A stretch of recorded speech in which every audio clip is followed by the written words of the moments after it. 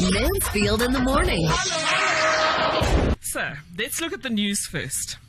At the beginning, and a few weeks ago I did mention, but at the beginning of the lockdown in Britain, an Italian woman wrote to her British counterparts and she said, don't watch too much TV.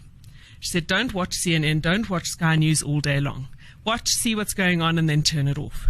And I don't think any of us have taken that advice seriously, because I know a lot of people who just leave it on in the background all day long. And of course, when you watch the news, what you're seeing is mainly bad news.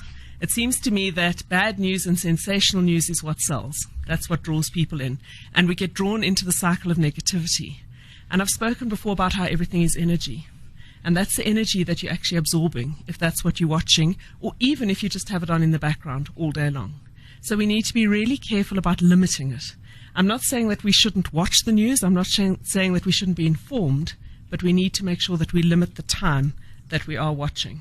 And be careful of what you're watching. And Jeremy yesterday accused me of giving girl advice. So I'm going to say, do something that makes you happy.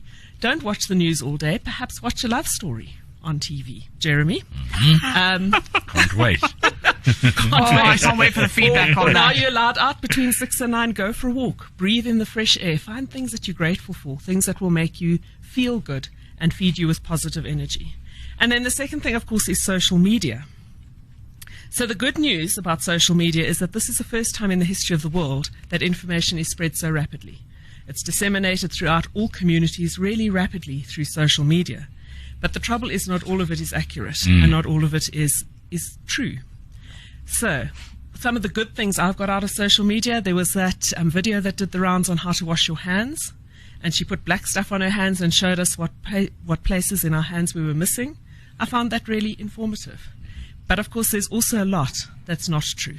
And they've done 2 surveys or 2 studies in this last month, and they're coming out, suggesting that health misinformation is truly prevalent within the social media.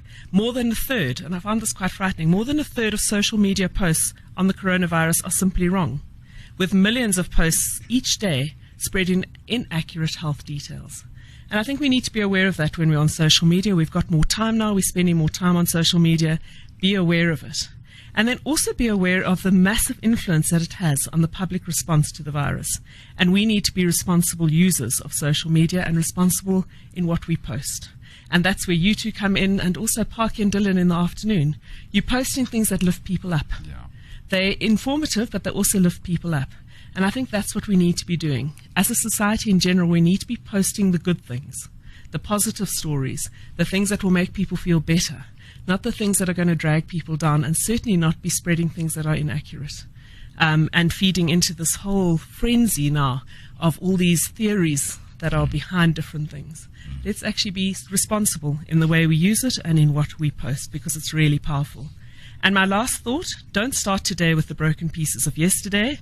Today is a fresh start, a new beginning, and it's the first day of our new life. So enjoy today, look for the good, be careful of what you're consuming, and I just pray that you will keep safe. May God bless you and all those you love. Thank you. Reverend Shudder. Thank you. Here it comes!